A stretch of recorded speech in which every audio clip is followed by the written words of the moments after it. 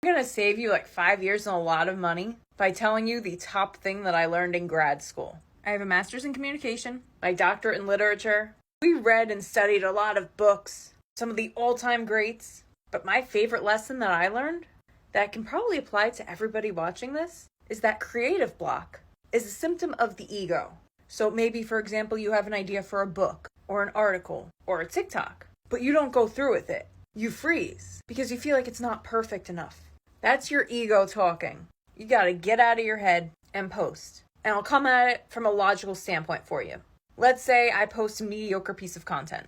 The best case scenario is it isn't as mediocre as I think, and it gets through to some people.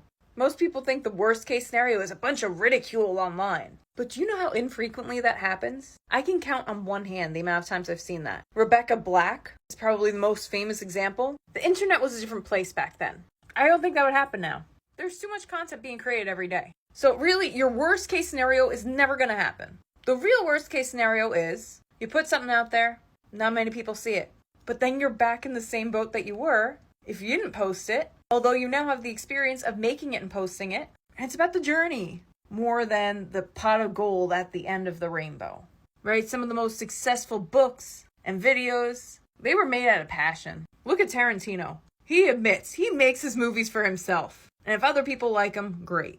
I love going into creative endeavors with that mindset because it makes it way more fun, way less scary. And just thinking of it in practical terms like that does away with that veil of mystery and makes your creative goals more attainable.